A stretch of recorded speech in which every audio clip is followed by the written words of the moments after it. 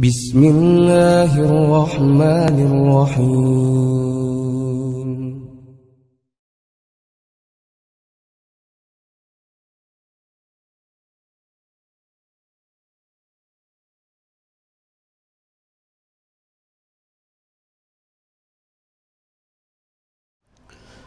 Alhamdulillahirabbil alamin. Wabihi nasta'inu ala umuri dunya waddin. Asyhadu an la ilaha illallah wa asyhadu anna Muhammadan abduhu wa rasuluh, amma ba'du. Ikhwat iman yang dimuliakan Allah Subhanahu wa taala, bahasan ringkas tafsir Al-Qur'an yang sempat tertunda kita lanjutkan kembali. Yang pada kesempatan ini kita masuki pada ayat ke-50 dan 50 sampai 53 dari surat Al-Baqarah. Ayat ke-50 sampai 53 di sini Allah masih membicarakan tentang nikmat yang diturunkan olehnya, yaitu kepada Bani Israel. Kita tahu bahwa Bani Israel adalah kaum yang paling banyak menerima nikmat Allah secara nyata, yang dapat disaksikan baik oleh mereka ataupun oleh orang-orang di luar kelompok Bani Israel. Namun Bani Israel ini atau Yahudi khususnya adalah kelompok orang-orang yang mereka dari sisi sifatnya sangat terkenal dengan sifat-sifat jeleknya, sehingga dinyatakan bahwa mereka jelek itu bukan perorangan lagi, tapi kejelekan Bani Israel itu yaitu sudah kelompok atau bangsa, sehingga dinyatakan dalam satu keterangan mereka itu adalah kaumun buktun, kaum pendusta. Artinya pernyataan ini menggambarkan bagaimana jeleknya sifat orang-orang Yahudi, sehingga banyak oleh Allah Subhanahu wa taala disebut-sebut dalam Al-Qur'an dengan sebutan yang khusus, dengan panggilan ya Bani Israila, wahai Bani Israel. Yang kemudian Allah mengingatkan pada mereka, uzkuru, ingatlah kalian apa nikmat-nikmat yang telah Allah berikan. Mulai nikmat diberikan makanan mana, salwa, makanan dan minuman. Kemudian mereka diselamatkan oleh Allah dari kejaran Fir'aun dan kelompoknya. Kemudian oleh Allah pun diberikan berbagai nikmat lainnya yang tidak diberikan kepada kaum yang lain, hanya kepada mereka. Namun sejak dulu dan sampai akhir zaman, sifat Yahudi itu tidak akan pernah berubah. Dalam arti secara umum sifat orang-orang Yahudi seperti yang dinyatakan tadi, kaumun buhtun, kaum pendusta. Bukan hanya dalam pembicaraan, tapi juga dalam hal-hal yang lainnya. Mereka seringkali ingkar, mereka seringkali khianat, mereka seringkali melanggar aturan, bahkan mereka berani mengubah dan mengganti makna-makna yang ada di dalam Taurat. Nah, seperti halnya Bani Israel ini ketika diturunkan Taurat oleh Allah, mereka mengubah ajaran Taurat yang telah disampaikan oleh Nabi Musa. Bukan hanya itu, mereka membuat kebohongan tentang syariat Allah, dan mereka menawarkan syariat untuk dilaksanakan bagi mereka agar lebih ringan, dalam arti dipermudah. Padahal kalaupun tidak demikian, syariat itu sudah mudah. Allah menyatakan ad-dinu yusrun, agama itu mudah. Tidaklah agama itu sulit, akan tetapi orang yang menjalani syariat yang biasa mempersulit. Nah, seperti halnya orang-orang Yahudi, oleh Allah banyak disebutkan tentang nikmatnya, tapi mereka tetap berani mengganti ayat-ayat yang ada di dalam Taurat. Kalaupun tidak, mereka merubah maksud ayat-ayat yang ada di dalam Taurat. Siapa yang merubahnya? Orang yang tentu saja mengerti dan paham tentang Taurat, yakni para rahib, yakni orang-orang yang alim di karangan mereka. Sehingga ketika orang alim yang bicara disampaikan kepada orang yang tidak alim, yang mereka hanya sebatas mengikuti ajaran tanpa pernah bertanya benar dan tidaknya, mereka menjadi pengikut dari orang-orang yang alim, orang-orang yang tahu, dari para ulama, seolah-olah itu adalah ajaran agama. Mereka sudah tidak peduli lagi benar dan tidak, yang jelas ahli agama, dalam hal ini ulamanya yang mengajarkan. Makanya ikhwatu iman yang dimuliakan Allah, kenapa ketika Rasulullah Shallallahu Alaihi Wasallam mengajak dan menyeru mereka untuk bergabung dalam ajaran tauhid, ajaran yang mengesahkan Allah yakni Islam, mereka menolak karena mereka merasa ajaran yang mereka lakukan pun adalah ajaran yang mereka terima dari para ulama dari para nabinya, yang itu pun datang dari Allah. Kenapa harus diganti? Kenapa dianggap salah? Mereka beranggapan bahwa mereka demikian itu karena menjalankan ajaran agama, padahal mereka tidak mengetahui ajaran itu sudah dirubah, bahkan diganti ayat-ayat yang ada di dalamnya sehingga sesuai dengan hawa nafsu manusia. Itulah sifat-sifat orang-orang Yahudi. Makanya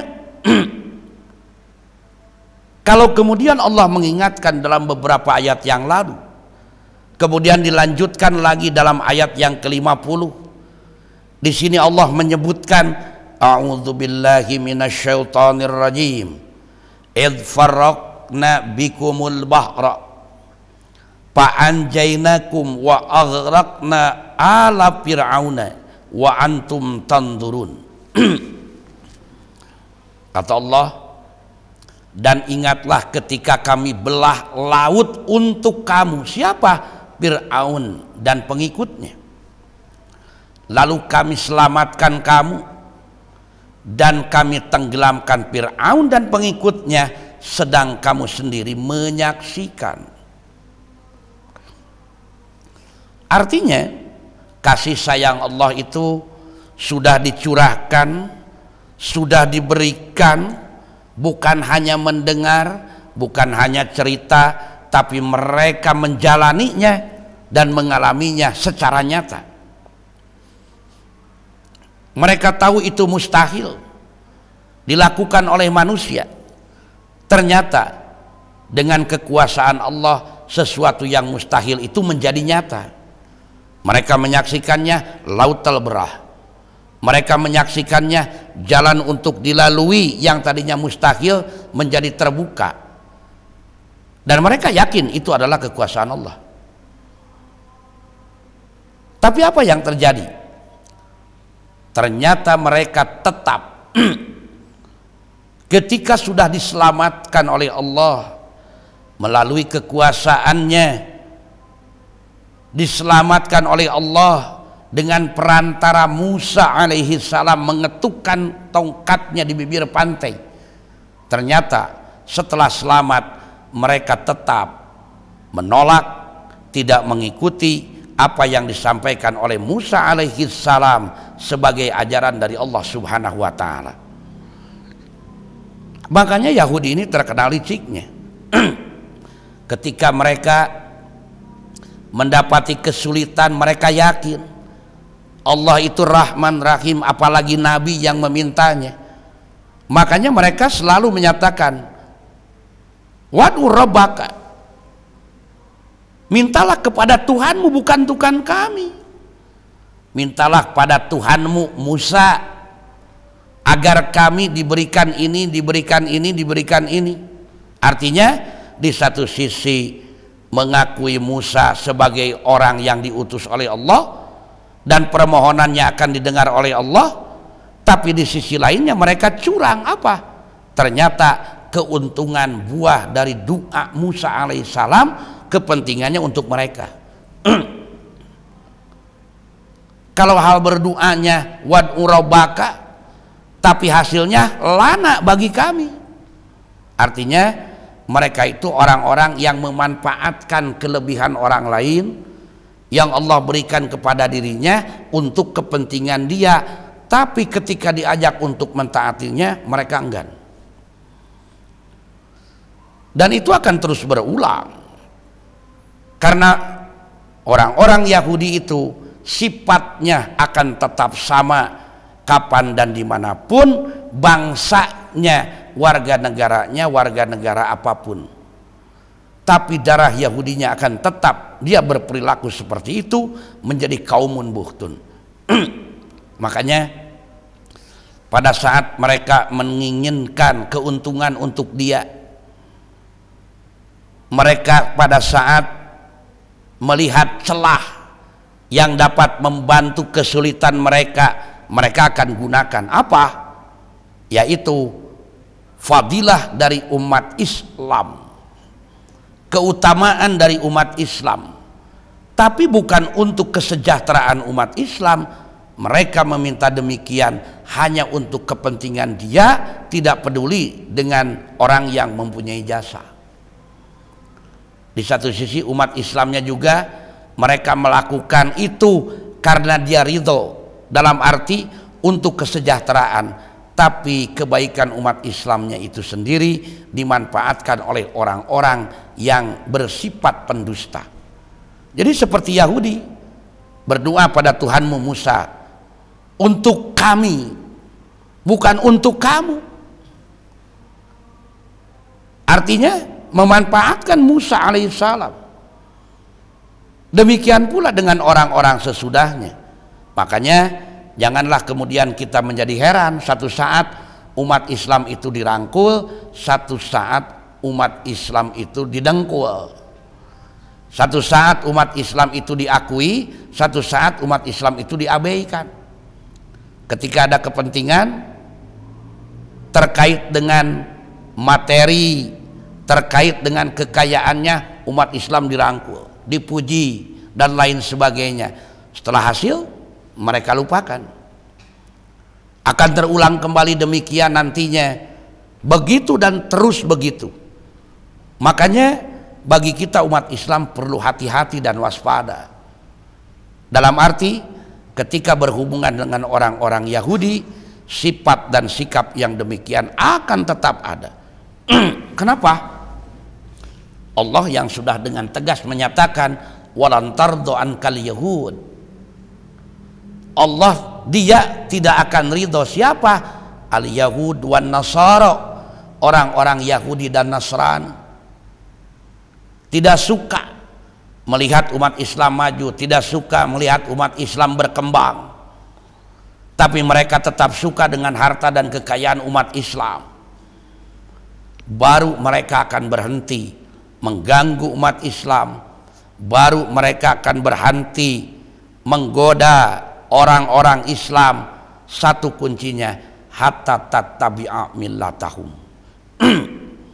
Nah, oleh karenanya ketika mereka sudah ditelamatkan oleh Allah, laut dibelah, mereka bisa menyeberang, kemudian diselamatkan dari kejaran Fir'aun dan pengikutnya, disaksikan sendiri, terlihat dengan mata kepalanya, merasakan bagaimana tegangnya mereka dikejar oleh Fir'aun. Ketika sampai di seberang, sampai di bibir pantai, laut pun kembali tertutup seperti biasa. Fir'aun kemudian dimusnahkan dan pengikutnya oleh Allah. Apa yang mereka lakukan? kembali mereka melakukan hal-hal yang melanggar aturan dan ketentuan Allah Subhanahu wa taala. Dan itu terbukti sebagaimana diungkapkan dalam ayat selanjutnya, wa id wa'adna Musa arba'ina lailatan summa takhadtumul ijla mim ba'dihi wa antum dhalimun. Dan ingatlah, kata Allah, wahai orang Bani Israel, ketika kami berjanji kepada Musa memberi Taurat sesudah 40 malam. Artinya Nabi Musa berjanji nanti ya sesuai dengan yang Allah janjikan. Ditinggal oleh Musa, tunggu petunjuknya seperti apa dan bagaimana. Tapi apa yang terjadi? Lalu kamu menjadikan anak sapi sebagai sembahanmu sepeninggalan Musa alaihissalam, dan kamu adalah orang-orang yang zalim. Jadi ketika kesulitan, Allah dia bawa untuk kepentingan. Ketika dalam kesulitan, dia meminta kepada Musa untuk meminta pertolongan kepada Allah. Ketika sudah selamat, mendapatkan keleluasan apa? Penyimpangan yang mereka lakukan, ingkar dengan janjinya, seolah-olah dia belum pernah menjanjikan hal itu, belum pernah mengucapkan hal itu. Dia anggap angin lalu, dia tetap mengikuti hawa nafsunya, mengesampingkan Allah Subhanahu wa taala dan mementingkan dirinya sendiri untuk kepentingan diri dan kelompoknya. Makanya wajar kalau kemudian Allah ingatkan seperti ini. Untuk apa? Agar mereka waspada, agar mereka ingat bahwa mereka pernah mendapatkan nikmat dari Allah, bahwa mereka pernah mendapatkan anugerah yang begitu banyak. Kenapa masih menjadi orang yang menentang? Kenapa masih tetap menolak, tidak mau menerima ajaran Allah? Itulah, di satu sisi Allah mengingatkan orang-orang Bani Israel, khususnya Yahudi, di sisi lain mengingatkan kita agar waspada dengan apa yang mereka ungkapkan. Makanya orang Yahudi itu dia akan berperilaku seenaknya tanpa mengindahkan sekelilingnya. Kenapa? Jangankan manusia, Allah saja sudah dia kesampingkan, apalagi manusia. Makanya kalau ada kemudian orang yang pernah mengatakan, ya, ahli, peneliti, profesor, dia mengatakan bahwa di negeri ini tidak akan pernah beres. Kenapa? Karena sudah tidak ada yang ditakuinya lagi. Anti korupsi yang akan menangkap orang yang koruptornya itu tidak akan pernah ditakuti. Kenapa? Jangankan polisi, jangankan aparat penegak hukum, Tuhan saja sudah dia tidak dia takuti. Bagaimana dia akan bertaubat dan melakukan perbuatan yang lurus? Makanya itu kuncinya. Artinya kalau Allah sudah tidak didakuti oleh manusia, maka sampai kapanpun tidak akan terwujud keberesan. Kenapa? Yang mengancam dengan ancaman yang begitu dahsyat saja sudah tidak dia indahkan, apalagi ancaman yang dianggap setara yang datangnya jadi manusia. Nah, ikhwatul iman yang dimuliakan oleh Allah Subhanahu wa taala, terbukti ketika tadi diselamatkan oleh Allah, mereka ingat.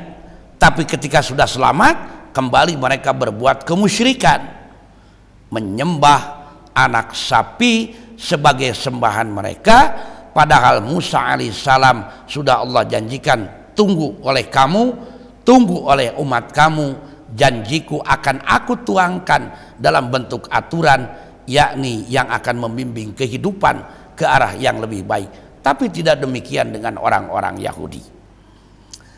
Nah, oleh karena itu hadirin ikhwatu iman yang dimuliakan oleh Allah Subhanahu wa taala, makanya dalam satu tafsir diungkapkan terkait dengan ayat yang diungkapkan tadi, wa fi hazihi ta'jibun min halihim, Keadaan ini merupakan ungkapan keheranan, ketakjuban dari perihal mereka. Siapa? Orang-orang Yahudi.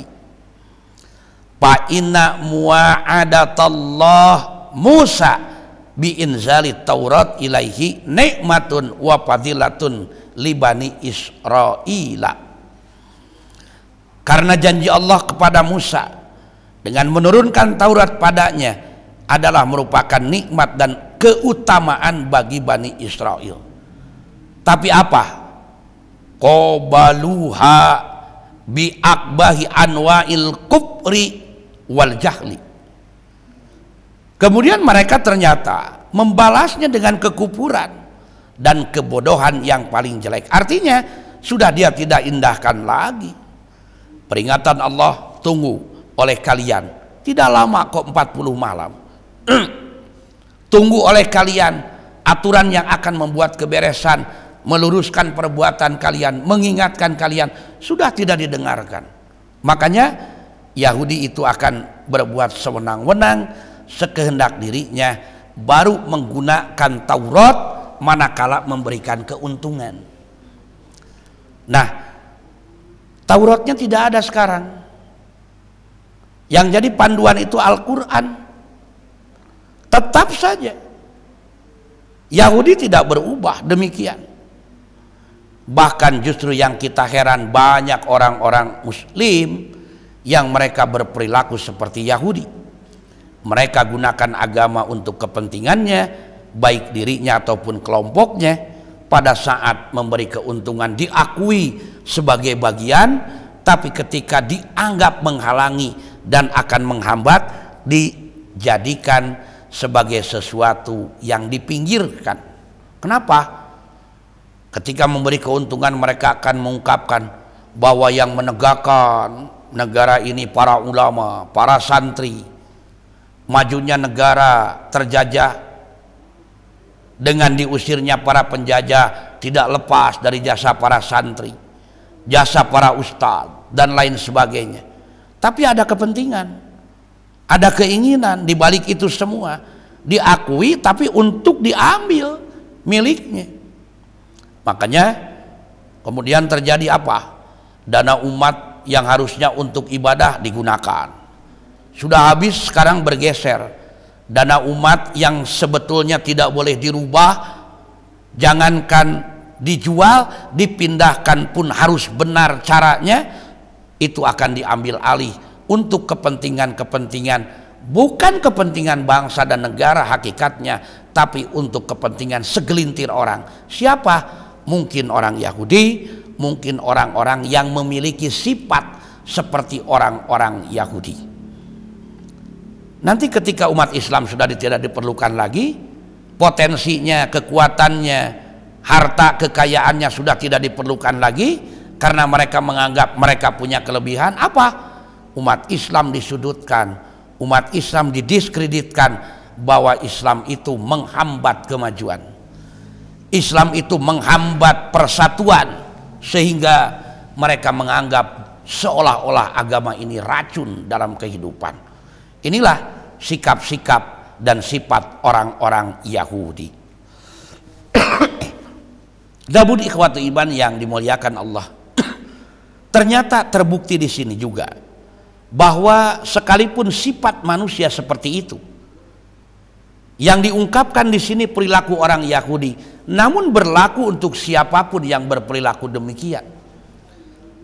Di dalam ayat selanjutnya Allah menyatakan, "Tsumma afauna ankum mim ba'di dzalika la'allakum tashkurun." Kemudian sesudah itu kami maafkan kesalahan kamu agar kami bersyukur. Artinya orang dimaafkan, diberi keleluasaan, tidak kemudian dia itu dijadikan sebagai orang yang durhaka dan akan disiksa. Dibuka pintu maaf untuk apa? Agar mereka bersyukur, berterima kasih bahwa mereka masih diberi kesempatan. Ternyata tidak demikian. Makanya Allah pun kemudian menekankan kembali, wa idh ataina Musal kitaba wal furqan la'allakum tahtadun.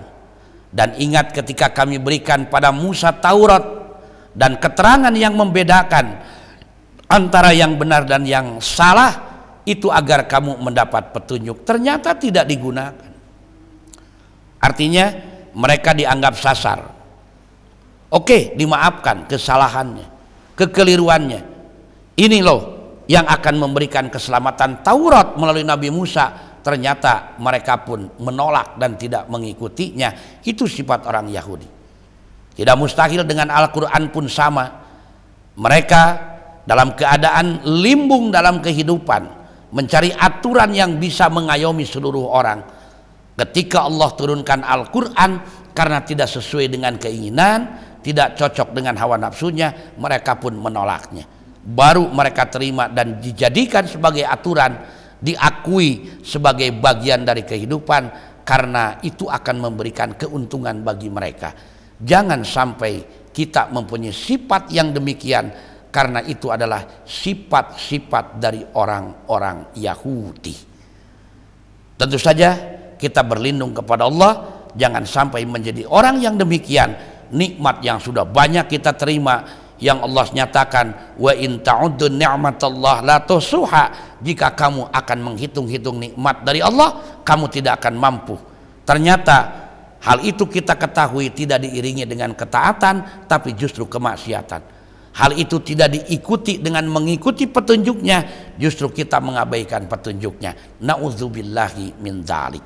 Semoga Allah Subhanahu wa ta'ala tetap menjadikan kita istiqamah dalam aturannya, Al-Quran dan Sunnah, dalam kondisi yang seperti apapun juga. Itu yang dapat sampaikan, semoga bermanfaat. Aqulu qauli hada wa astaghfirullah li wa lakum. Assalamualaikum warahmatullahi wabarakatuh.